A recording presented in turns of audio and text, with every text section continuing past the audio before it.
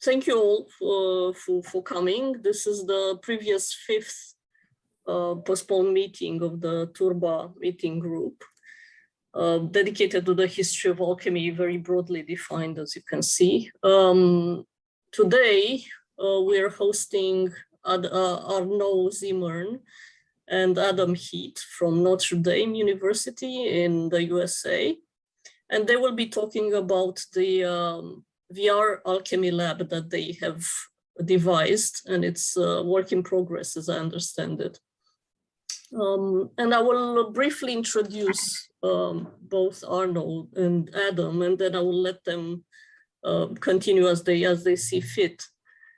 So Arnaud Zimmern holds a PhD in early modern English and is a postdoctoral research associate at the Navari Family Center for Digital Scholarship. This is in Notre Dame, Indiana, USA. He serves as the program manager for an NEH HRC grant. So it's a joint between America and the UK, I understand, right? Mm-hmm. Very interesting. Initiative to design an interoperable digital edition of the Thomas Harriot papers, and serves as a developer on various humanities-related VR projects. Adam Heet is the digital project specialist at the Navari Family Center for Digital Scholarship, and he specializes in assisting students and faculty, as well as guiding strategic initiatives across campus pertaining to 3D modeling, including 3D printing and XR, extended reality. So basically our discussion will last up to 1 hour and a half. If you can participate with your video on, that would be appreciated. You don't have to, of course. If you want to raise your question, ask a question, raise your hand, and we will ask you to put your question directly, or you can, of course, put it in the chat if you have problems or troubles doing so. What we're doing, we are recording this session, and we'll see if it's feasible for YouTube uploading. So without much further ado, let me start out with Arnaud, who will talk about his project, their common project. Arnaud, please. Yeah, thanks, Joe. Thanks so much. And thanks to everybody for coming out and joining us. As Joe mentioned, this is a work in progress that Adam and I have put together. And so as audacious as the title might sound about Towards a VR Alchemy Lab, what we're here to share with you really is a brief history of a very extravagant whim, mine mostly, and a litany of promising failures. And there I'll share accountability for the failures with Adam. We don't have much more to say about ourselves in terms of introduction, but the big asterisk that we wanted to highlight before we get going is that my background is in early modern English literature, a little bit of medical humanities. And Adam's is in ceramics and in architecture. Neither of us are historians of alchemy in any sense. And we're very much novice in VR as well, in terms of kind of the industry. So that was mostly what I wanted to highlight for everybody. And hopefully you can see these slides okay. So I'll hand it over to Adam to kind of sound a note of caution as we get started. Thank you, Arnaud. And once again, to repeat Arnaud's warnings, is that we are not alchemist historians. We are guys that just were excited about an idea, and Arnaud has pulled me over in his wake.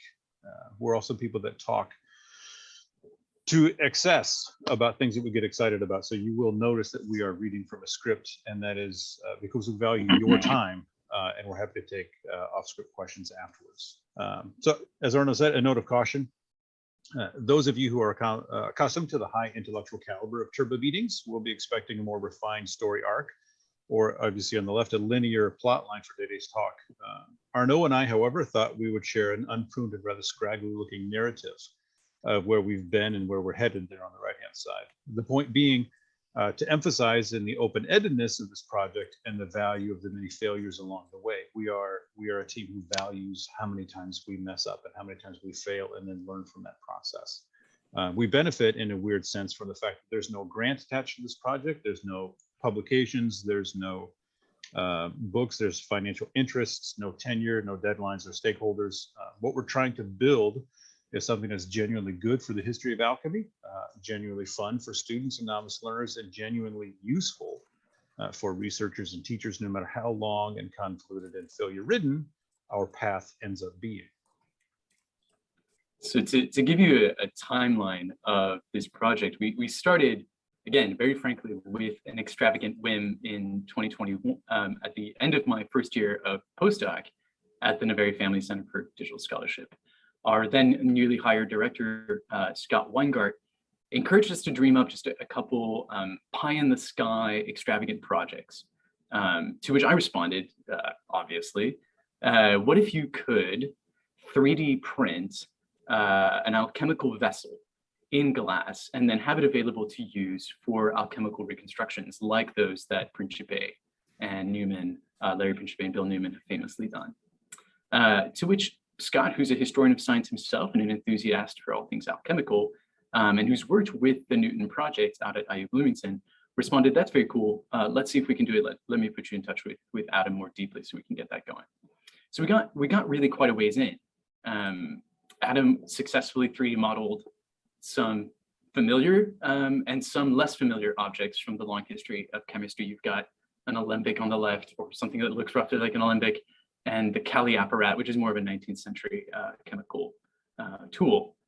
And then on my end, I opened up some conversations with a German firm called Glassomer, as well as with some local Notre Dame glassmaking experts about how to use a certain new glass resin for additive manufacturing, which is also just a fancy term for 3D printing.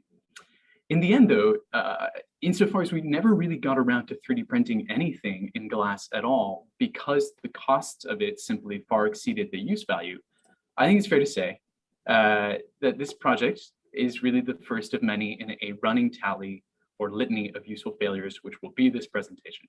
The big takeaway for us, though, is that it's one of those classic lessons of technological humility, which basically states, why would you do things with futuristic technology when you can already do them much better with artisanal knowledge and with skilled human hands? Or in other words, why try to 3D print glass objects when you could just invite a local glassmaker to come visit your classroom for a day, or to take your students out to their lab for an enjoyable visit?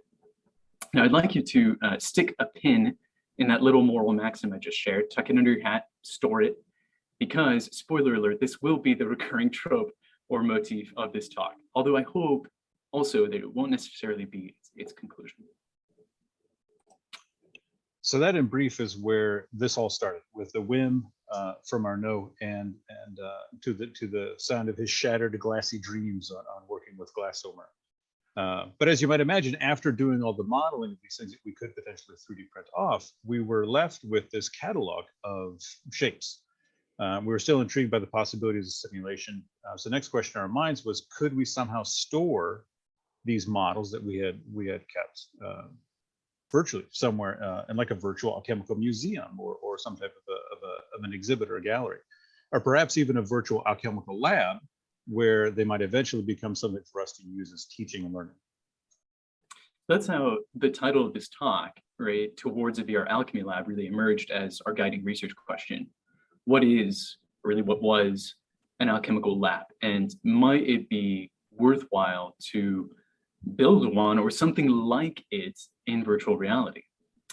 And the truth is, if you were looking to virtual reality designers, and particularly game designers, and to their products for any kind of answer, you might come back partially enthused, as we're about to relate, but I think at the same time, as a historian of alchemy, you would probably come back rightly dismayed.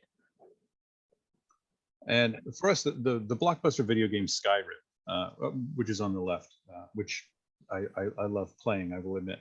For instance, it arguably does the best realistic work to date of using alchemy for its potion making puzzles. Although, putting broad finger quotes around realistic in the sense of historically accurate is a criteria that's going to be entirely circumscribed by far more important parameters for gamers, such as attractiveness, funness to play, addictiveness, resistance to fire damage, and things that they care about.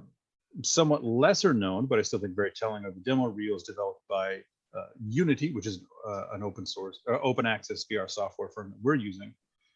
In Unity's demos, the developers and artists showcase new developments by the software by presenting viewers with all the phantasmagorical Alchemical Lab elements that get purchasers and kids in the door. And on the right-hand side, already in 2019, Unity was boasting some really nice lighting effects in this kind of 16th century-ish house, complete with chains, although still now including these kind of telling anachronisms of like the test tube that you can see on the table there. By 2021, still with Unity, we're dealing with some very refined fire effects that you can see there in the corner as the video runs. Great chiaroscuro lighting, and then some intricate hand controllers. You're probably seeing a magic wand on the left, some steampunky looking contraption in the right hand designed to grab things on tables. Then, you know, beautiful lighting. And also, I don't know if you can tell, but the illusion of condensation on this glass receptacle where presumably Dr. Frankenstein, as directed by Kenneth Branagh, has decided to store his electric eels. The magic wand, as you could probably see in that little clip, can track movement and it can help you teleport places. And I think at the end of the video, there's some sort of very realistic, although perhaps lifeless owl. Yeah, I think lifeless is the key word there. Lifeless, but exceptionally stern and judgmental. And finally, what we have is a third example, because all arguments are best in threes. This is quite popular money-making VR game, perhaps one of the most iconic, called Elixir by Magnopus. It's an AR VR industry giant, is known today for making immersive experiences for all of the new Disney films. They're working on Moana VR. They did something with Coco VR. But they first really came to the scene with this kind of potion making puzzle, which made very creative use of hand tracking, finger tracking, so you can cast spells and do things that kind of mix and match alchemy versus magic, as well as letting you make mistakes, having fun exploring different kinds of alchemical cocktails, and of course the obligatory vomiting dragon. So all three of those examples kind of support the conclusion that virtual reality as an industry is really interested in alchemical labs and alchemy for specific motives which are not necessarily or really ever those of a historian of alchemy. VR designers love fusing the pre-modern and the post-future for any kind of steampunk or kind of techno-witchcrafty aesthetic. The VR developers, right, as opposed to the designers, love potion making. They love that as a game mechanic. It provides really clear step-by-step recipes for players to follow, but it also gives those players lots of room to make fun discoveries or fatal errors and so forth. And then, of course, the VR industry as a whole finds in alchemical transmutation a very lively metaphor for its own, let's say, unlikely mission to make the virtual feel real, to turn inanimate code into living experiences that are felt along the pulse. That's why a company like Magnopus felt the need to nod to alchemy in its own company's name, right? Magnum opus, the great philosophical work. So obviously, VR is doing what it can to make money riding off the coattails of alchemy, but really the question needs to be flipped to what might VR do for alchemy rather than the inverse. Specifically, how can VR illustrate, enable, or engage users, participants, gamers, players in the history of alchemy and its recovery as an actual material practice? So at first blush, right, having seen these various examples, you might be answering that question in your mind by saying, well, there's really not much that VR could seem to do, or at least not much for the material reconstructions like Principes and Newman's, and not much that artisanal methods like those that are being recovered by Pamela Smith at the Making and Knowing project at Columbia don't already do much better. Why would you try to simulate in this VR headset with two dinky handheld remotes an experience that really requires the full sensorium and of all the human senses. So VR is notoriously bad at the following things: smell and taste, the experience of weight and gravity, texture and consistency. If you think about like graininess of a solution, or chalkiness, liquidiness, oiliness, it's terrible at those things. And of course, heat and cold sensations. And to boot, most VR experiences are designed to be played for at most an hour. And the majority are often far below that, between 5 and 15-minute interactions. And it's unlikely that VR could give you a full experience of how patiently alchemists had to sit at their fires, sometimes for days waiting for results, stoking them, keeping everything static for a long period of time. The limitations become even more obvious when you recall that with VR, unlike real life, what you design in VR and in your programming and your scripting, and what you anticipate for are what your player gets. There's no room for the truly unexpected or the serendipitous or the accidental.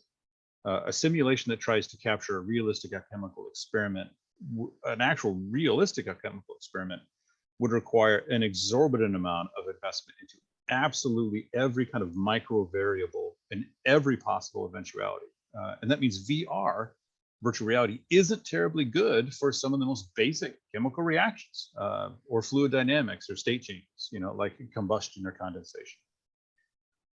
So you can pull all of the aforementioned, that moral maxim out of your hat that Arnaud mentioned before, and think about it once more. Like our 3D printed glass vessels, the technological investment for a VR alchemical lab that is focused on the reconstruction of chemical trials to put one of those together would far outweigh any kind of use value, no matter how cool the final project might be. So at second blush now, you might be thinking— we do a lot of blushing. We do. I'm going to blush now, Adam. VR simulation doesn't seem like a promising technology for alchemical reconstruction, granted. But that said, we do want you to think that maybe there are things that VR does quite well that could make it more interesting for other aspects of alchemy that aren't synonymous with material science and chemistry, and that have maybe more to do with, let's say, reenactment than reconstruction. So for instance, VR is really great if you want to plunge players into an atmosphere, a space, be it real or unreal, historical or ahistorical, Euclidean or non-Euclidean, you can go far, in ways that would feel completely out of place or even silly at a laboratory at Oxford or at Notre Dame or IU Bloomington or Johns Hopkins. VR can kind of immerse you instantly in an environment, an aura that feels more like the 12th or 16th centuries. And I'm not just talking about historical dress and attire that you'd probably not be allowed to wear in a lab, but by really forcing you to use early modern equipment as we think it was probably used, by navigating unfamiliar terminologies and taxonomies of tools, and perhaps even working within kind of pre-modern soundscapes in your laboratory, which might be distracting to somebody who's used to working in a more kind of isolated environment. VR also, we'll talk about this a little bit later, but there are changes of scale between the macro and the micro that you can do very, very quickly. So if you wanted to go from being an experimenter to actually looking at the molecular level, you could potentially kind of control that zooming in and out and watch different aspects of the phenomenon. Then VR also allows you to control everything about the surrounding environment over time. So really at the drop of a hat, you can change aesthetic things like the lighting, the mood, the weather, but also more substantive things like the historical period, say early Renaissance versus early Enlightenment, or the location, say China, India, Italy, England, perhaps even the zodiac, right, which might be useful for understanding something like alchemical astrologies. More broadly, the fact that virtual reality specializes in unreality or in not quite reality makes it possible to explore alchemy in more complex ways than simply, can I reproduce this purported result or can I not? With unreal physics and unreal chemistry, you might be able to explore how an alchemist produced effects that are not reproducible in a lab. You may be able to explore that, right? Not necessarily reproduce it, but explore it, and thereby better understand the internal logic on which certain theories of matter or certain theories of spirits emerged. We're no longer merely involved in debunking. We're now maybe speculating and uncovering the coherence of now debunked theories for those historical actors. So aspects that are not just occult in the spiritual sense, but obscure to us in a historical sense, can become legitimate parameters within a specific kind of VR gameplay. We're thinking, for instance, of variables like the four humoral temperaments, or the vital spirits and animal spirits, which modern science doesn't really allow for anymore. Or even, and we're thinking about folks like Van Helmont, the spiritual righteousness or the intrinsic moral virtue of the practitioner, which in modern science we largely relegate from analysis. These are different kinds of variables that were primordial to the success of an alchemical trial for that internal logic that you can actually capture or try to harness a little bit better in VR than you would ever be able to do in a lab-based reconstruction. And additionally, in virtual reality, we can begin to try to imagine, model, and reenact some of the riskier practices that alchemists were notoriously pursuing without actually endangering the students' or scholars' lives. We might thereby give players a better sense of just how much was on the line for some of these actors historically, how intrepid and motivated they were to actually put these risks, to themselves in play for the pursuit of what they were going for. Virtual reality is known also for lowering players' inhibitions, for good or for bad, and we'll touch on some of those later on. It's common on a player's first crack or first experience with virtual reality for them to kind of suddenly realize that they can start throwing stuff around. Not that we advocate this in a lab environment, but they can throw things across the room, they can break things, they can mix things, they can burn things with few repercussions, and that lowers their inhibitions. And that sense of indestructibility and imperviousness comes with, and this is the benefit of that, it comes with a willingness to try things out. It lowers that hesitancy. And that willingness might be harnessable for good. And I think we're advocating that it is. For good to use in the classroom and in educational context. It might, for instance, help us foment a curiosity, which I think is essential. Fomenting a curiosity about the alchemist's scientific boldness in ways that you wouldn't otherwise get in the more kind of rule-bound, risk-averse environments of a modern academic laboratory. So with that, let's come back to our scraggly timeline and to what was our main question. What is or was an alchemical lab? It's fair to say, I hope you agree, that the answer really seems to depend on who you ask. So in the last couple of months of 2021 and in the opening months of 2022, Adam and I have been asking many different kinds of sources to speak to that question. And as a result of that, we found ourselves experimenting with a couple of different variations on the theme of the Alchemical Lab. And we'd like to walk you through some of those, and again, the informative failures that have arisen. So as you might expect, my background comes from art history as well, not just ceramics. So two useless things. Don't count me out. As you might expect, we started with painters and paintings, many of them satirical within their period and presumably unrealistic in their depictions of laboratory spaces. There were a few where I came back to Arnaud with a number of books and he said, "Look, I found what they look like." And he shook his head soberly at me. And I think patted me on the head and told me to go sit in the corner. What these books though provided was a chance to model the organization of a space, its aesthetics, its governing principles for order or disorder, as you see, and for classification. And we knew that these paintings, after speaking with Arnaud, we knew that these paintings were far from a documentary portrait, and they were often fraught with social and ideological commentary. But what we chose nonetheless to start that. Perhaps naively, we started with what you might call this kind of dirty dungeon. What we imagined, and which you can see here playing in the video, was a game to get used to what these things and these elements and these artifacts were, was a game where an apprentice has to learn to clean up the mess left by his alchemical master.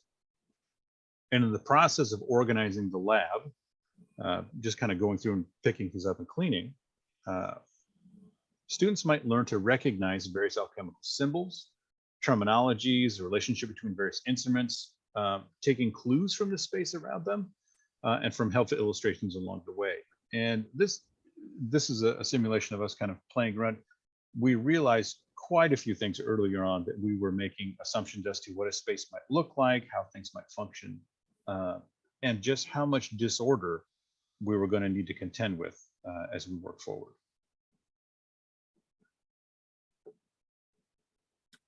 So frankly, we had barely made it a few weeks into that model. And I hope you're enjoying watching Adam chuck things around in VR and put them back in place and watch them roll around.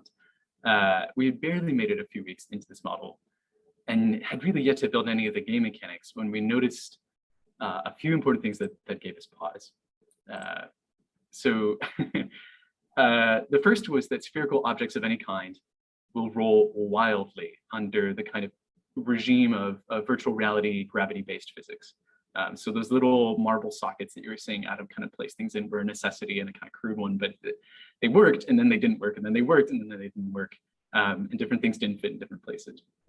Secondly, any game about organization and classification would have to contend with the fact that it's not just far easier, but it's also a lot more fun to make a mess than to clean one up. We started realizing that maybe we were also with the satirical painters on this one. It's a lot more fun to kind of depict a mess than to have to clean it up or present something clean and organized. But perhaps the most important lesson that we learned from this kind of dirty dungeon prototype was that a lugubrious and gloomy, dark, dank space immediately imposes a sense, perhaps a false sense, of the secrecy and cultishness of alchemy. We worried immediately that we were setting ourselves up to implant in our players and students a kind of confirmation bias, right? They would once again relegate alchemy to unenlightened times, into oppressive basements. So in the brief research that we did as a corrective to get alchemy, as it were, out of the basement, we grew to especially like Owen Hanaway's 1986 study of two contrasting models for the kind of scientific or alchemical lab. There's Tycho Brahe's opulent castle of the sciences, nicknamed Uraniborg, and then there was Andreas Libavius's more pragmatic and modest chemical house. And of course, you probably put it together, Adam and I were tempted to start designing the former because we have no sense of self-restraint, but we ended up considering eventually the wisdom of pursuing a minimally viable product, and so we leaned ultimately in favor of the modest manner on the right. So version 2 really focused on designing a space whose social signals and spatial cues all tell a counter story to the dungeon. Alchemy here is not secretive or messy. It's a rigorous and meticulous process. It need not be done in the dark or in the dungeon. It can be done out in the open. And we began to conceive this time of a very simple, very minimal recipe following potion making game that would involve turning an unknown liquid that you find on your table and your workbench into a new product by taking it over maybe to a hot furnace, for instance. And the goal here was simply to evaluate whether players could enjoy following a recipe and be content with the new result. And again, Adam took advantage of the moment to chuck things around. Simple as that concept might seem, there were lessons to be learned here too. And then boop, we found out that we could change colors. So that was kind of rather exciting. I'll stop the video there, but as you can see, things are still rolling around wildly. I'm still tossing papers around instead of just actually reading them. Yeah. The gameplay. So some of those lessons were quite simple and technical. For instance, a pre-modern furnace or a stove, it doesn't have knobs and dials or any feature quite recognizable to kind of modern domestic instincts of how to control those temperatures. We developed workarounds. We just saw kind of those little zones of heat exchange. But in fairness, they're neither convincing nor particularly fun to use. On a more positive note, we were pleased to confirm that taking the dungeon and keeping exactly the same dimensions and size, but giving a new skin on that, kind of taking it from the basement up, warmer wood tones and an upstairs feel, immediately and convincingly changed the respectability, the perception of respectability, and the sense of safety and soundness that players associate with alchemy. Inevitably, however, we did find that the more we lavished our energies on modeling the very painterly approach to the detail of a social space, the more we actually distracted ourselves from actually building a game with rules and end goals and missions, etc. So something to do inside the game other than mess making. Hence, another fail. So I think we're up to 3. Our attempts hereafter would have to involve a little more self-restraint, which is a trained behavior for Arnaud and I. and composure at the start, and a better ability to kind of scope outwards from a prototype to a finished game. So as we continued, right, to emerge from dungeons and basements, we encountered more and more scholarship on women in alchemy. And we became fascinated by the epistemological exchange of recipes amongst cooks and apothecaries, together with the uncertainties that that exchange produced. And so we started wondering if, in the same way that we had created a sense of security or safety or seriousness by bringing the lab kind of out of the basement and out of the darkness, we now kind of wondered in the other direction, whether in a relatively tidy, respectable upstairs space, a player who is following a recipe that they did not compose, but that they found in a book or a manuscript, might actually begin to feel anxious or uncertain over the reliability of the recipe and consequently of their final product. So the timing of our work and of our reading coincided with an annual major event at the Notre Dame and the Navari Family Center for Digital Scholarship, which is called Love Data Week. It's a week of workshops and open houses designed to call students and scholars' attention to the life of data really everywhere around us. And this year's theme at Notre Dame was, appropriately enough, video games.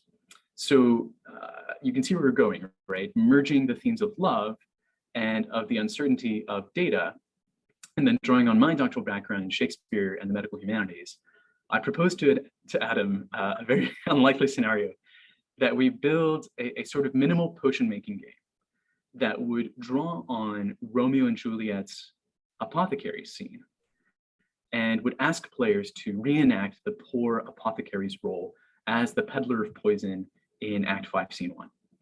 And the idea was that we might thereby introduce questions of pharmaceutical ethics around the making of poisons or things that could be poisons depending on their dosage or things like that.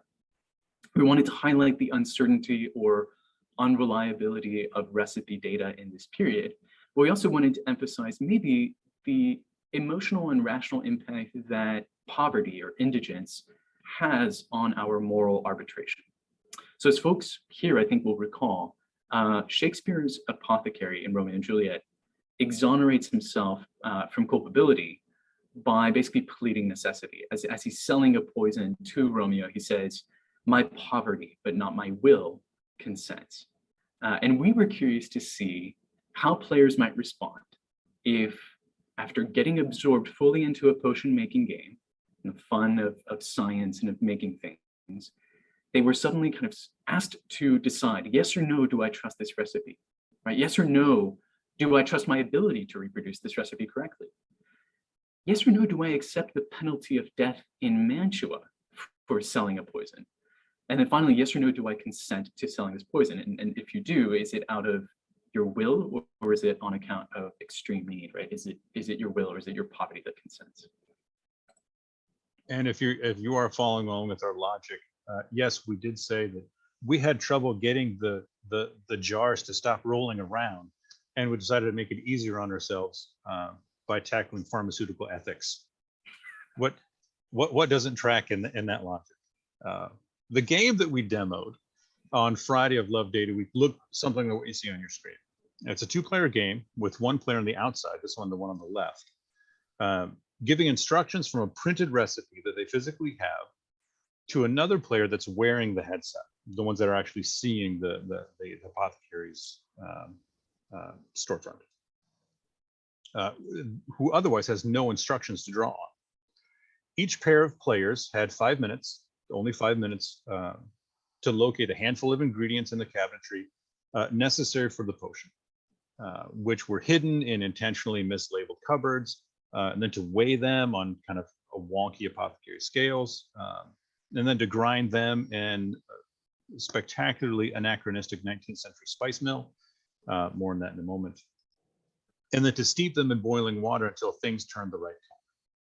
At which point Romeo comes knocking, what ho apothecary, at the door, and then they reenact the script further from Shakespeare. The recipe that we used, in case you're curious, courtesy of Arnaud, was full of henbane, poppy, hemlock, wild lettuce, and other lethal botanicals. It was based on a 1642 manuscript recipe penned by a certain Jane Jackson, whose collection you'll find digitized and online at the Waltham Library.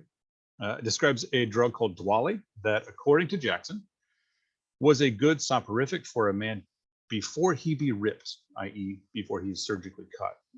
We thought that this recipe would give one historic precedence, and it would give the apothecaries who are playing our game, like those in the left-hand image, a chance to actually hedge their bets morally. You know, Romeo might die, but he also might wake up from his sleep. On the image on the right, that's me in the plaid shirt. You'll note that I'm quite tall. We actually designed this apothecary space to be really very constrained, very humble, low to the ground, and force players to work in an environment designed by and for an elderly apothecary who stoops, as stipulated by the bard. And that was part and parcel of creating an embodied empathy for the poor apothecary's plight. We wanted that person to be stooped. We wanted that person to be uncomfortable and having to go through these motions. So the video that's going to play while I speak is going to give you a sense of what a player in the headset might encounter as they search for first the toxic ingredients in the mislabeled cupboards that Adam just talked about, which are over there. There's a piece of paper to the left which purports to tell you where things are. And then the person who's not in the headset actually has to tell you, no, 2 over to the right or 1 down diagonal or something like that. The idea being that maybe an apothecary wouldn't leave the most dangerous ingredients accurately labeled, but might hide them. In this demo, you're going to see that we actually skip the weighing and the scales, because as it turns out, scales are hard to calibrate well in virtual reality. You can give things a kind of fictitious weight, but we told you weight and gravity are not always VR's strongest suit. So you're seeing our different ingredients coming out of the cupboards there. It's hard not to be proud of this one, Adam. It really does look beautiful. I'm kind of reliving the joys of first demoing this the first time we saw it. That's some good looking wild hops, I'll tell you what. That's right. The script also from Shakespeare tells you that there's pack thread everywhere. That was our best effort. There are rose cakes, if you're seeing that, those kind of pinkish purplish things on the side that Adam's moving right now. And so, you know, as for this very implausible American colonial spice mill in an early modern Mantuan abode, it has to do really with the technical challenges that a more traditional mortar and pestle would have entailed for us. We just, frankly, didn't have the time or energy to tackle that challenge. We're happy to go into that in more detail during the Q&A, but in brief, using the spice mill allowed us to come up with a game mechanic where you have to turn clockwise or counterclockwise a certain number as told to you by the player outside the game and get exactly the right configuration for exactly one kind of ingredient. It also allowed us to do a kind of convenient vanishing act. An ingredient goes in and a powder, which here is just some little pebbles, come out, but they're not at all the same game object. The powder is instantiated completely separately from the ingredient. The reverse would have been much harder, where you're trying to visually change the granularity or size or scale of an object as it's being pounded. And that just required better magic tricks than we were able to do. And then finally, as Adam noted earlier, when the player completes the potion, whether they've followed the recipe correctly or not, and here you're going to see him kind of taking it over to a sort of, I don't know if it's a bain-marie or just a boiling kettle, the color will change. He's going to look for a vial to put it in. And as soon as he dips it in and gets it at the right color, the game will pivot to a sort of review of Shakespeare's script. So the players will kind of re-recite the actual lines from the bard as Romeo comes knocking at the door. What ho apothecary, who calls so loud, etc. And at the very end, there will be a series of these kind of ethical yes or no's. I'm just going to skip to those really quickly. We reuse the scales as a kind of yes or no gimmick to say, do you trust this client? And a number of other interrogations that we already kind of lined up for you. Adam is play acting very nicely. Do you trust your recipe? Turning over to his you know. This is about the players giving their verdict on the justice of their own situation. And if you want to see this, by the way, we've put the link in the chat in Zoom, and I can do it again. If you want to go see these on your own time, they are available. So Those we were can, the, yep. We consider this a very good fail, a very faithful fail. And we gave ourselves a whopping 1.5 points on the failometer, patent pending. And not only did we face the technical challenges that Arnaud just mentioned about the scales and the mortar and pestle and changing of material properties, and therefore had to come up with an anachronistic, plausible, and playable workarounds. But we also encountered a larger set of player-side challenges, serious games that introduce personal morality into gameplay tend to really challenge the comfort of anonymity or that kind of buffering zone in a video game character. I am a character that safety net that usually provides. Moreover, because this was a two-player game, it was clear that our headset players shifted abruptly from the fun and immersive play of potion making to the much more intrusive, direct, and solitary questions, because they were the only ones that could see the questions surrounding the death penalty of Mantua, the uncertainty of the recipes, data, et cetera, et cetera. The headset players responded with awareness that they were being observed by their peers outside of the headset. And that was something we hadn't accounted for and we need to contend with in the future. Some thought, hey, I'm just playing a game. This isn't really about me as a person. I'm going to be goofy and fun and silly and amoral just for the sake of being seen. Others were unsure how to place themselves in the context of those questions, whether they're commenting as the apothecary or as themselves as game players, and left us with some kind of morally incoherent answers as they waffled back and forth. In the end, all of them answered yes or no, and with a grave sense of being not only observed, but judged. We did not gather data at Love Data Week, ironically, but we're increasingly interested in building these kind of games where the actual reenactment of an experiment or recipe-based process is inflicted not only by its social and spatial context within a story, but also within a collaborative gaming environment. We'd like to continue to play around with that two-part, how do we change when observed in these type of interactions. Conversely, we're interested in shifting this to a single player version as well, where that sense of judgment of observation, where we have to put on a show for others rather than just answer from our hearts, isn't as pronounced, just to see how that changes the success of the game. So as we continue to learn about and model different kinds of alchemical lab spaces, I think it's fair to say the apothecary in Killing Romeo was by far our most refined space to date. We began noticing that we were playing into a tendency to think of the alchemist's workspace as solely a lab, or as a lab in a very narrow sense of the term. We began to worry, frankly, that by calling it a lab, we were effectively casting out the more meditative or contemplative, as well as the kind of highly ludic and playful aspect of pre-modern alchemy that doesn't have an obvious analog in the modern academic or industrial laboratory. So as a challenge, we started asking ourselves, could we make a contemplative lab? One that actually focuses on the spiritual, the allegorical, the psychological side of alchemy, which has in some cases perhaps too strictly become synonymous with Jungian psychoanalysis, or condemned for being too synonymous with Jungian psychoanalysis. That was an important shift conceptually and methodologically. We stopped thinking in terms of the familiar guidelines of a game with its rules and its successes and its steps and its missions. And we started thinking far more openly about an immersive 360 experience. It could be perhaps a curated exhibit of alchemical emblems. It could be a kind of guided journey through the visual logic of some of alchemy's more technical and illustrated texts. It could perhaps even just be a creative, makerly environment, but with no rules. We were inspired by the truly amazing work that's gone into the online edition of Michael Meyer's Atalanta Fugiens, edited by Donna Billock and Tara Numedal, with which I hope you're all probably familiar at the Furnace and Fugue.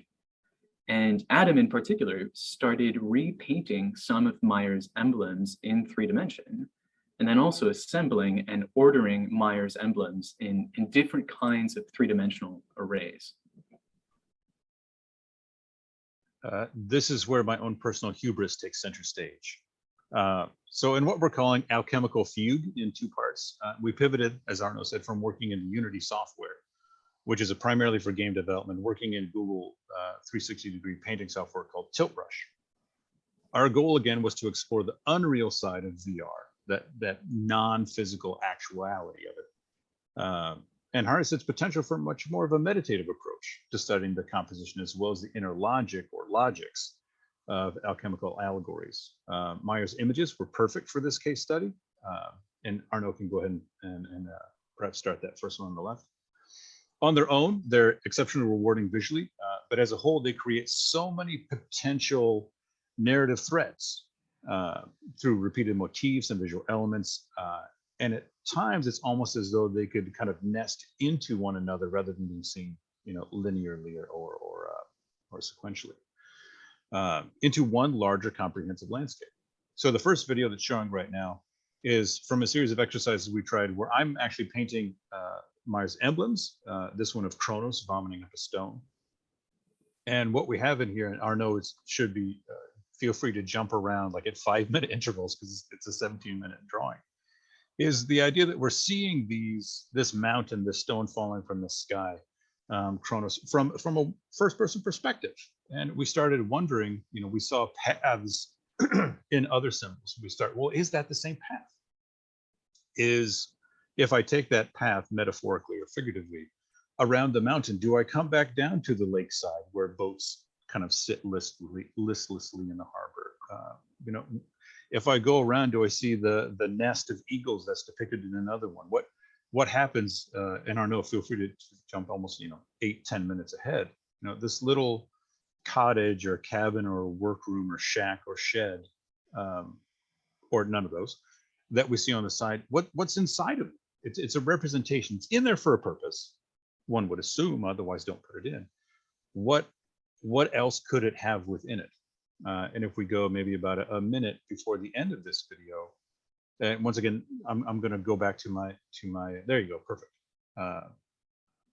My background in ceramics. Once I found an image of a potter, I was all about it because of the metaphor and allegories of potters and working in clay. Also, my son's middle name I find incredibly enticing. So I wondered what was in that little shed that Kronos was vomiting stones upward from, and thought, well, what if the potter was inside that shed? These type of nestings became very pregnant with possible explanations, possible relationships. Do we need to solve one of these sequences first before moving on to the other one? And Arnaud, feel free to go about another 45 seconds forward, where I decided, well, the image that's depicted, I bet that's the back wall of this shed, and nobody was going to correct me. So I was going to go ahead and just see what it made me think about, see what it made me consider, and see what other possibilities were unlocked by putting these images in context of an environment rather than a whole. And if we go maybe another 20 seconds, we decided to kind of backtrack and put these into really more of like a gallery of virtual dioramas, partnered with the original image, so that as one was looking at them, you could kind of peer through this magic window and go into the environment that was contained in. The second exercise that we attempted, and this was kind of me bristling at the idea that those 50 elements, according to Meyer, were arranged in a magic square of 49 + 1 emblems. I started wondering, this involved me laying on the floor, looking up at the sky and wondering things, if it might be interesting, possible, fruitful, or worthwhile to arrange these in a much more complex 3-dimensional arrangements. So in here, what we have is all 50 of those emblems and images. I decided to kind of put in a 360-degree, almost kind of planetarium view, where I could just look at them, meditate around them, think about them, move them around. And I started seeing almost like little narrative threads and family trees that one could potentially piece together. All of these offered me the opportunity to take certain images, delete them, move them around, kind of shuffle them like a deck of cards, but visually all the way around me. And once again, this was done in pursuit of can I take these instead of just reciting the correct variation of them or the right way to read them? could I take them? Could I take the sun and the moon and the cosmos and put it as the floor in this room that I built? If we go maybe another 10 minutes in, Arnaud, or 5 minutes in. There you are. Maybe back about 30 seconds. Perfect, sir. Thank you very much. Could I take this serpent and these beasts that were around me and actually come up with a room where the walls were tapestries of these beasts? How does that make me feel about the content? What does it make me think? Is this same serpent that's over here that's in flames the same one that's encircling a corpse? It just gave me the liberty to try to invent conclusions and just be creative and engage with the content instead of being led along a linear narrative of what I should think these things are about.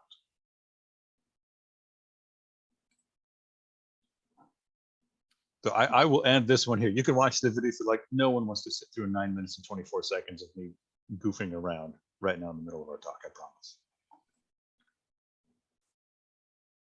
If you do, though, we've added the link. So we could, at the end of this, right, we could easily imagine building these kinds of exercises, creative as they are, into classroom exercises, or perhaps even major projects that ask students not only to read the emblems closely, perhaps with a scholarly lens, but also to reconstitute them, to paint them, to give them color, to exhibit them in virtual pairs or trios before they go on to propose specific interpretations about the emblems or about the sequence of emblems. And again, especially with the kind of three-dimensional array and arrangement of the images, we start to think, well, that could be a student or classroom exercise of playfulness and wonderment. But it seems promising also as a collaborative environment where several scholars or editors could be working jointly in a multiplayer way to conjecture about relationships between emblems or physically trace out narratives across the various pages. Adam didn't necessarily show it, or we don't have it quite there, but you can start painting in that environment and just draw lines between the images as you see fit, create networks, all these kinds of things. So that's it for the pretty images. We wanted to kind of end with some final conclusions. We hope that we've made, if not necessarily a compelling case, then at least an aspirational case for VR simulation as a forum for alchemical reenactment, or in the case of Google Tilt Brush, as a forum for recomposition and consideration. And if at the start of this presentation you thought that we, Adam and I, harbored the presumption to think that virtual reality would one day supplant or somehow render a physical lab-based material reconstruction obsolete, nope, we can assure you that we're coming from a very different angle, especially after a year and a half of this kind of work. If we've come to Turba to kind of display and showcase our failures, it's not really in a bid to convince you that these are triumphs. Rather, we're really here to ask you, the academic community, for your permission and kind of your blessing to keep blundering along, not necessarily always forward. We are genuinely curious to know if you think this idea of a VR alchemy lab is nothing more than a computerized Renaissance fair, or if it really has something about it that's compellingly different and worthy of being in our classrooms, in our research toolkits, perhaps also out to broader publics. And assuming you do find these to be worthwhile by any stretch of the imagination, then we're eager to know how you would like to have access to these drafts of ours and potentially join us, like Kronos, in adding your stony vomit pebble to the virtual anthill. So with that, we're going to hand things back to Joe and to you for questions or comments. And of course, if you have to go, we thank you, we'll miss you. But if you're staying on for the Q&A, then we thank you for continuing to tune in. And that's it from us. Well, thank you, Arnaud, and thank you, Adam, for this, fun, funky presentation. And you've been doing quite a few things there. Well, I personally find it quite exciting and pioneering work. So it's promising in very many ways. Well, I guess I'll just start by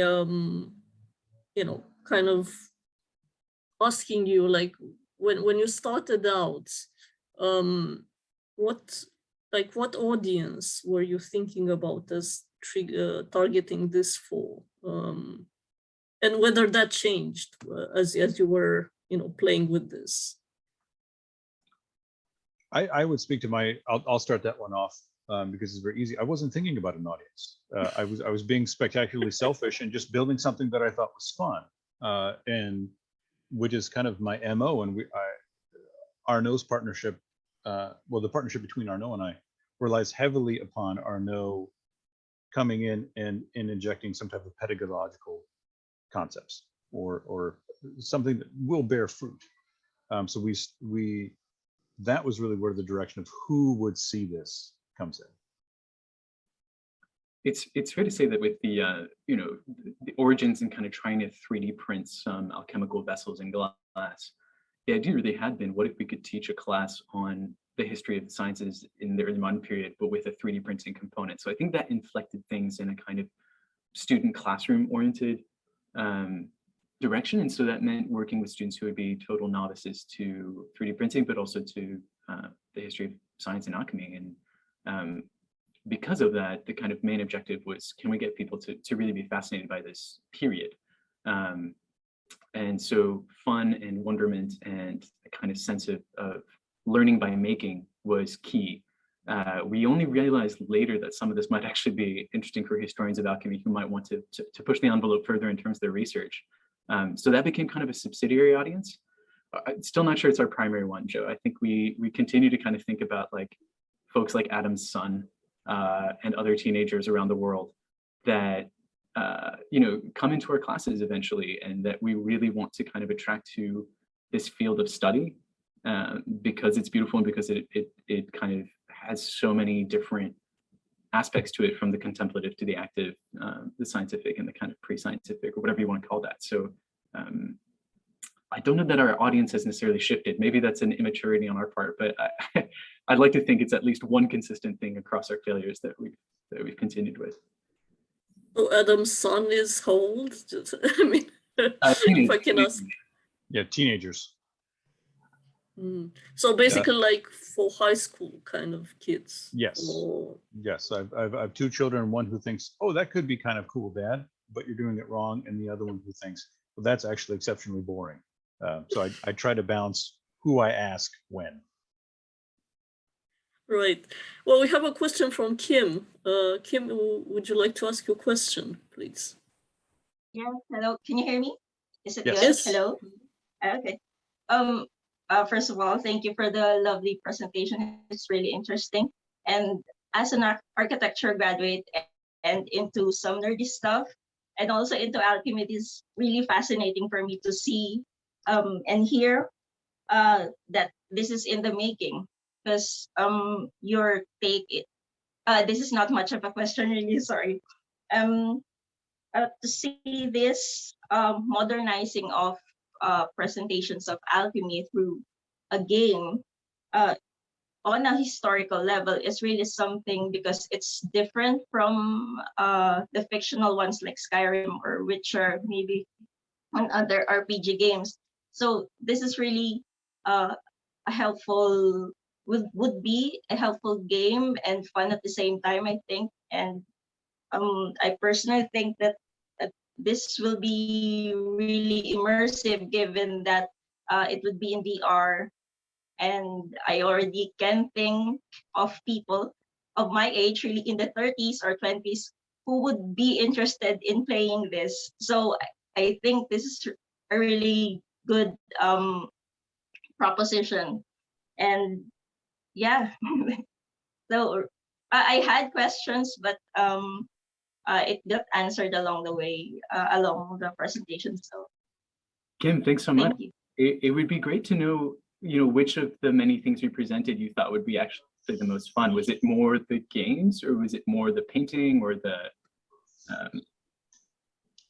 I think personally for me, it would be the game itself, and then at the back of it, there are historical topics behind those. So it would be really informative for maybe like people like me who's for history aficionados or sort of like that. So mainly that. It's really informative for us to know about that, and your architecture background, is on our minds too, because some of the things we've thought about is just a space that shows you a kind of historical trajectory of what different kinds of labs looked like across time, where you kind of have your hands tied behind your back a little bit and just be in a contemplative mode as scenes kind of transform ahead of you, shapes change. Maybe you come out of the basement or out of the dungeon, move into kind of later Enlightenment photos, and you know, the paintings from the period have really stymied us a little bit from getting a good sense of what the alchemical labs before a certain era looked like. But we'd like to think that with some of the great work by, you know, archaeologists like Martin Torres and others, we'll start getting a better sense of what those spaces looked like and really how they evolved over time.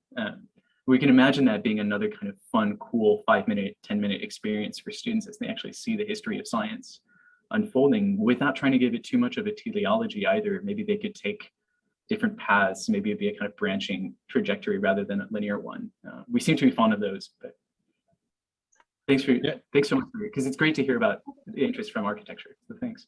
And that's where really my efforts in terms of virtual reality came from, is the School of Architecture here on campus, building, you know, recreations of buildings that were destroyed, or the architecture students, you know, coming up with an immersive version of a proposed building, and trying to build these labs in VR. I think is when we really started realizing how ridiculous some of the depictions were. As we tried to build things, you know, we would work off of engravings and paintings, and it wasn't until building them in VR and trying to move around we realized it's a horrific idea to put all the glassware on such a high shelf. How would you get it? You know, and all of these bottles that are huge vessels lying on their sides. We realized, like, there's no way that's going to drain out well. You know, we just really started to think like, well, how do you put these on a shelf so that everything comes out of it without your shelf rotting away? I mean, it really, we started to investigate, like, oh, there's some real, like, learning outcomes here. We could, you know, these things are just absolute balderdash depictions of alchemical labs. You know, you would never have a big poker that big flinging it around, you know. So it was fun, and that's where things really started off. Yeah, take that, Skyrim. We're fun too. Yeah, I mean, for me, I mean, this architectural dimension seems very promising. I mean, the idea of you know, being inside something, you know, inside of this kind of spaces. I think that's in itself, well, I mean, it gives you a sense of what it was like. I mean, of course, the problem is that, yeah, you know, of course, these depictions are grossly inaccurate in some ways. I mean, they're not. I mean, it would be interesting to see if we can find something that would be, you know, maybe base yourself on an actual lab that existed, like for instance in Oberstockstall, or the one in the Casino di San Marco, for instance. It's I mean, it's still surviving. So, you know, kind of getting those kind of dimensions and just kind of being inside and yeah, I mean, feeling how it's like, you know, I think that's it's something that, yeah, you can't actually reproduce in a chemistry laboratory, for sure. Or you can do that in a VR experience. I think it's an idea of thinking, well, what can we do differently than what can happen in a chemistry laboratory? That's the key, one of the key aspects to it. And that is something that we came back to so many times, that there's no reason for us to do things poorly that can be done already. You know, like Arnaud said, we stopped having reasons to try to manufacture and 3D print alchemical vessels because it doesn't need to be redone. The equipment that exists is superior to what we could manufacture somehow. The spaces also say so much about how individual alchemists were thinking or making connections. And so whether it's Newton or Starkey, I mean, there's there's ways in which the space says so much about the thought and the practice. So we didn't want to lose track of that. Again, we belittle it maybe by calling it, or wondering whether it's really just a kind of Renaissance fair in a computer world. But we'd like to think that the fun dimension of being in a VR game for students, when applied to scholars who know a little bit more of what they're expecting or kind of are looking for that historical verisimilitude, it starts to pay off in different ways.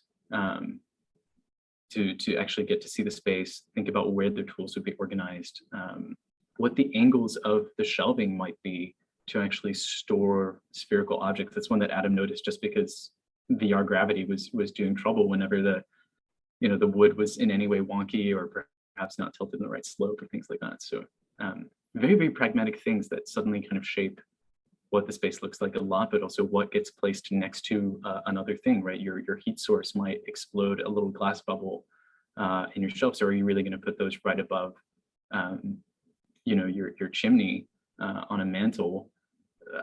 Dubious, a lot of things like that just kind of became more and more self-evident as we started designing. So.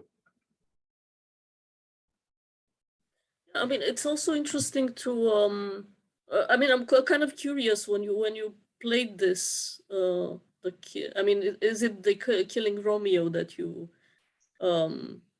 showcased? And I'm just curious, how people engaged with it.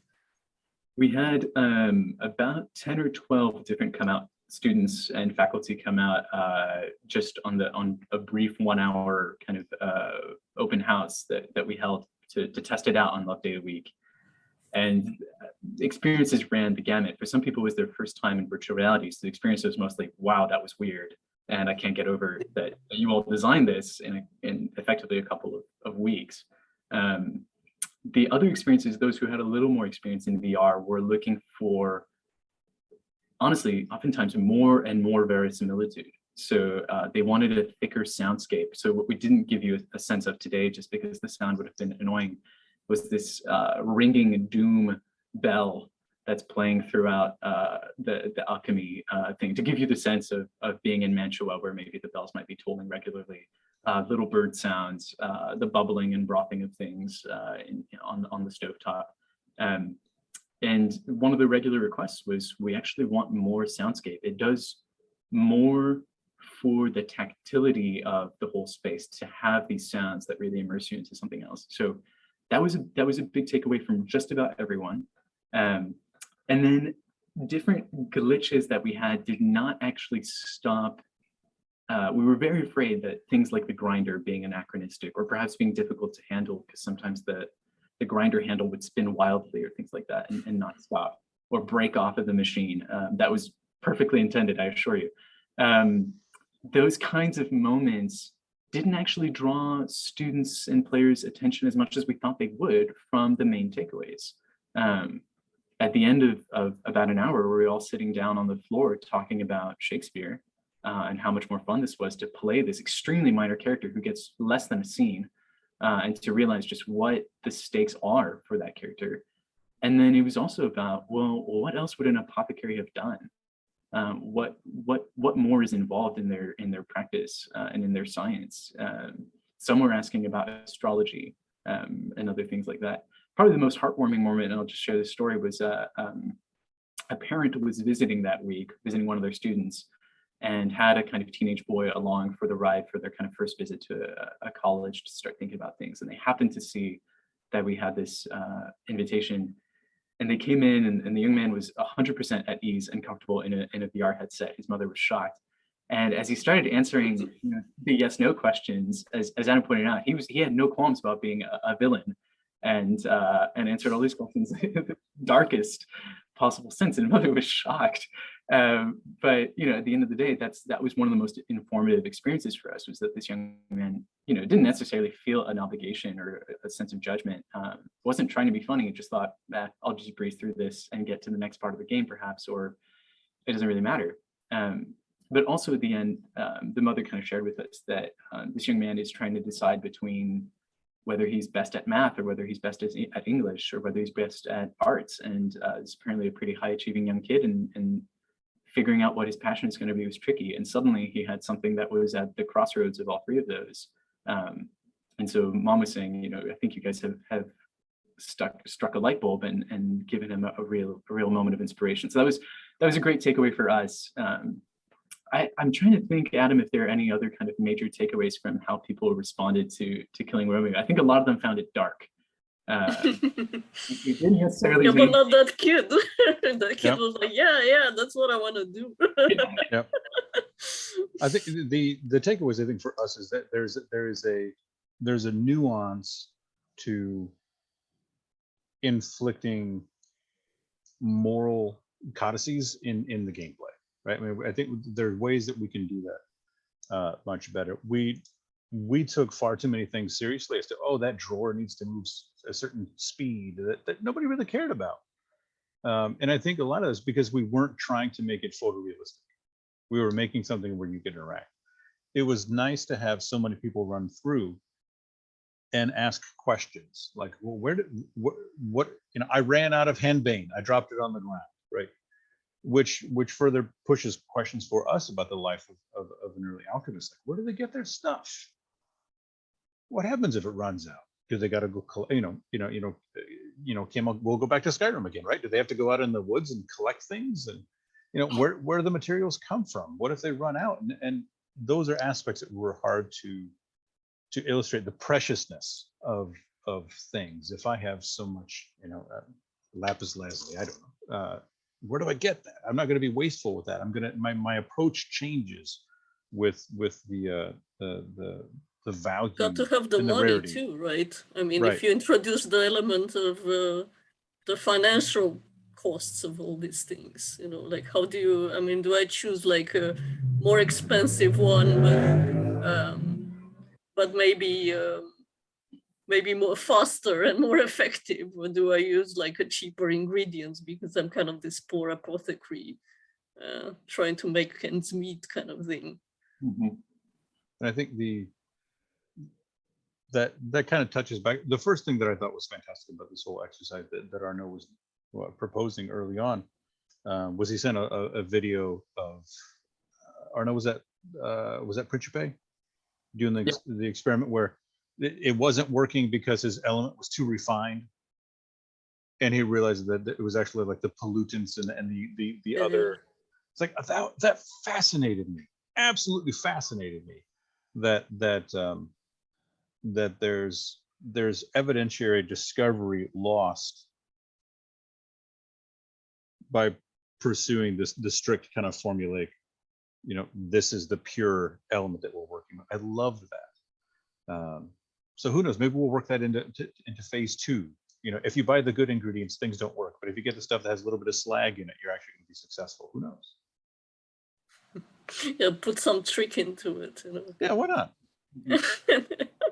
So something you said made us think about the description from Shakespeare's play also didn't really quite make much sense, because it's described as this poor indigent place, with pack thread and rose cakes.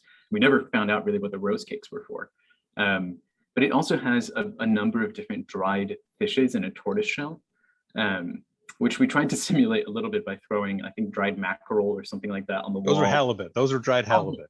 Yeah. Sorry, halibut, of course. It was flat. Halibut.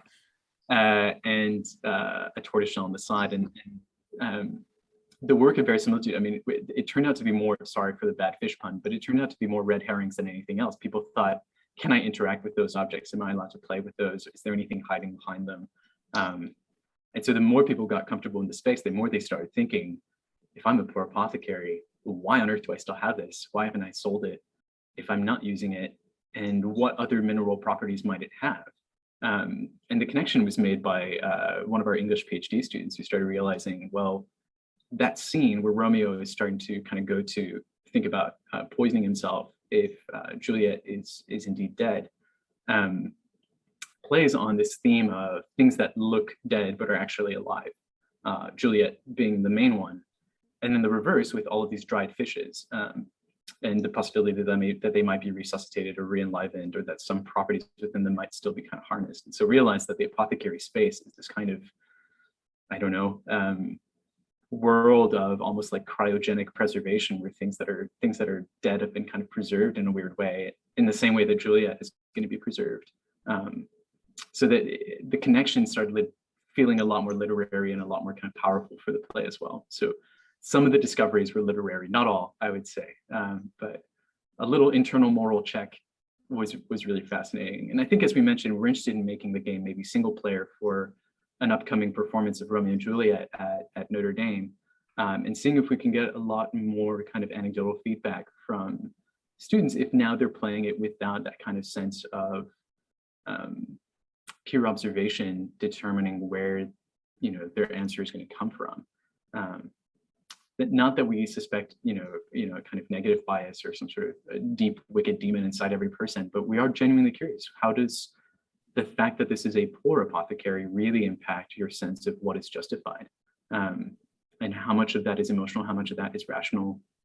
Those are questions we won't be able to answer necessarily, but it's what makes a game, a serious game, really distinct from a kind of playful game. But for that reason, kind of coming back to your original question, it doesn't feel like that's necessarily out of the reach or grasp of audiences like our teenagers or some of our college students. That I think they are just as fascinated by the potion making and the puzzle making, which is the kind of gimmick to get them in, as they are by the deep ethical questions that arise out of situations like this. So. Well, I want to open up. I mean, if anyone else has questions, just feel free to jump in. I mean, it's can just have a chat kind of thing. Obviously, I have a lot of questions and remarks, but I don't want to monopolize. I mean, yeah, one thing that I was thinking was, yeah, I mean, it's basically raising a lot of questions about how much reality can you put into virtual reality. I mean, and what you said about the irreality aspect, that was also quite fascinating. I mean, how far can you go with that? I mean, how can you portray like animal spirits? I mean, can you show them or something? And I mean, what does that do? I mean, how do you, I don't know, like a lot of philosophical questions really about the nature of our reality and what we can see and what we can't see. And I mean, very much about the alchemical experience, because they were trying to make things visible that were, well, at least they were not there, at the first glance. So this kind of transformations are not actually, it's about something showing up rather than something, you finding something at the beginning. On the contrary, at the beginning, you have this kind of ingredients, and at the end of the day, you have something completely different. And it's a bit like putting it in a 19th century spice mill and bringing up something completely different. The problem is, I mean, that I can see is what I mean, how do you produce at the end? I mean, what do you produce? I mean, do you produce something unreal, or do you produce something real at the end of the spice grinding experience? I mean, I'm just philosophically speaking, asking like what you can do with, with the outcome of these things. I think there are a number of things that we've played around with. A number of other games I think we draw inspiration from. One is called The Room, and it's an escape room. It's a virtual reality escape room that does a fantastic job of simulating, in actually a very kind of 19th century London occultish way, the unseen forces. You might hear something, you might feel something. There are times where maybe your hand only buzzes when you're near something that you can't visualize. So you can get these kind of haptic feedback things. Sometimes you can pull down a lens and you can make things visible that way. These kind of ideas of the morality of a character and that character's ability to kind of dial in to these kind of more metaphorical spiritual things. You're talking about animal spirits and things, right? These have been explored. The morality of characters has been explored in the game industry for a long time. As we walk around if we talk to one NPC or one non-playing character in a video game, and we react to them violently, that eliminates our opportunity to react kindly to the next one. As we interact with different characters, we build an experience set of either we're a nice person or we're a bad person. It's not a virtual reality game, but another video game, Mass Effect, plays with that.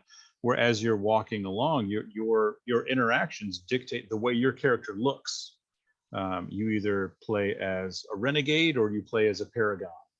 And if you play as a renegade, you stop having the opportunities to be successful in certain ventures. Your face actually becomes much less human. If you play paragon, you start opening up opportunities to collaborate. You start noticing other things. Your face looks more human. You have more capabilities going forward. So as you work through, if we incorporated, right, the opportunity to maybe take a more contemplative moment and think things through. And sorry, my eyes are closed if you can't see through the shine on my glasses. If you take a moment to go through the more meditative, mini games of looking through, Myers's engravings, does that give you the opportunity when you open your eyes to go back to the main game? Do you see different clouds of steam? Do you see? That's what causes Arnaud and I in their initial slide one to have all these different branches that one could pursue, because there's no right way. There's no right way. There are myriad ways to do it. You just have to keep hammering away to say which ones are actually successful or beneficial or fruitful or disgusting. I think the question of kind of pursuing the inner logic of an alchemist's thinking that maybe hasn't borne out in kind of modern science's kind of history is a really fun one, because it sometimes might even allow us to kind of push the alchemist into what Adam was calling a non-playable character and adopt the perspective of something that isn't the alchemist, right? So you could imagine being, let's shift this over to kind of cunning spirits and things like that. You could be the accompanying spirit to a witch or a wizard or something like that, trying to assist the magician. You could, play John Dee and then have John Dee not be the primary character, but actually all of the other attendant forces be assistants, and kind of question that. So one of the things that Adam pointed out from the room that is very, very well is this idea of kind of being able to not just necessarily change the environment around you, but throw on a pair of lenses or maybe a monocle or something like that that changes what you can see either fully or halfway. And so being able to perceive kind of two realities at once becomes possible in VR. So that question of how would you actually visualize the animal spirits, how would you make them visible? Well, there's a lot of room for imagination there for a VR designer. But in terms of making it actualizable for a player, that's not that unfamiliar concept for game designers, that you would be perceiving perhaps two realities at the same time, whether that's simultaneously or you switch into a kind of a dreamy, hazy phase where you play a slightly separate game and then you come back to the main thread of the reality. Those are also very actionable for VR in ways that, I just don't see happening in historical material reconstructions. But the point isn't to necessarily slam on this kind of reenactment versus reconstruction dichotomy.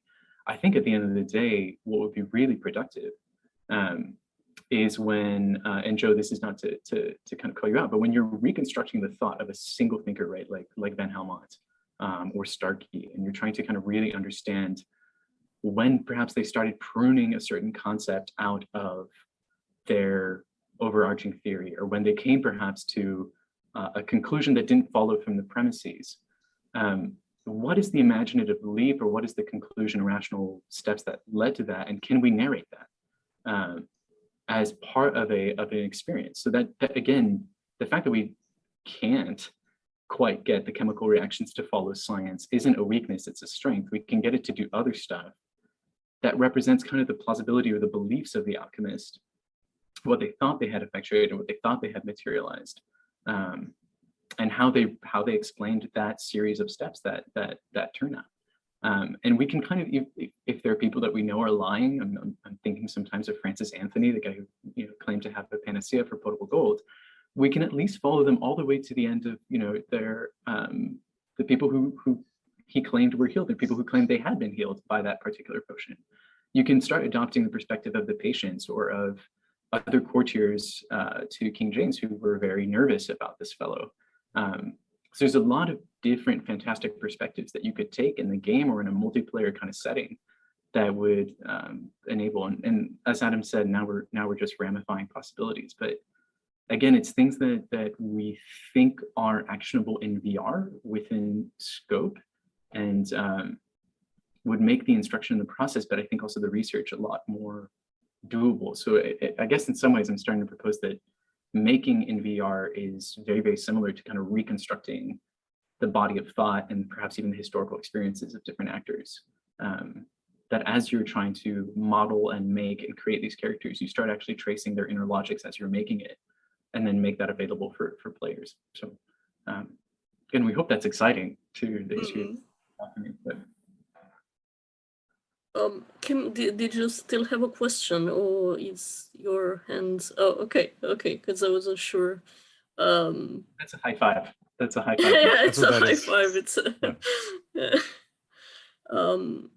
I guess we should close it here. I mean, we're kind of out of time.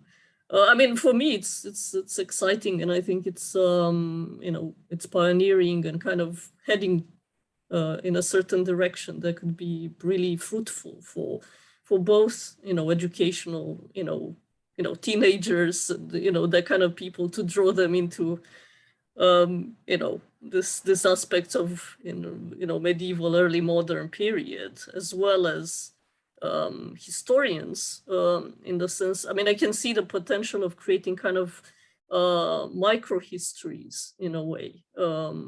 I mean, kind of understanding a certain aspect of historical, I mean, basically frame it, kind of capture a certain moment, just as you kind of zoomed into this like huge play of Romeo and Juliet, and you can kind of capture the one moment, like, this guy that appears for like 2 lines or whatever, and suddenly is like, this is like blown up, this kind of experience into something else, and this is very interesting. I mean, this aspect of I mean, as you know, that kind of micro historical approach is quite fascinating. I mean, both, this is kind of like balance between global and global history, micro history, somewhere, you can have this kind of experiences being extracted, from like, one-liner things, by, or a certain image, that, you might have passed, really quickly over. And then suddenly you can, we can unpack it and experience it. I think that's a brilliant idea, But yeah, I mean, it's, I wish you plenty of luck. And I mean, I do hope that other historians and other people join into this, because it's really quite cool. I mean, it's just fun, as well as academically promising. Yeah, I mean, if there is anything else you would like to state at the end, if not, I mean, as you grow into this, you might want to, keep us updated as to how it grows as well, and maybe come back and say, now we've killed Romeo. Next, our next project is this. Who else is up? Yeah. Yeah. We'll let you know if we make a decent spice mill.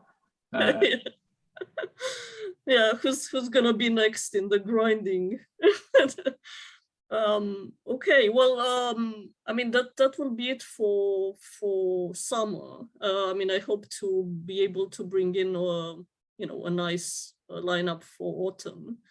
I really appreciate everyone that's come in, and everyone who's watching, and everyone who's participating.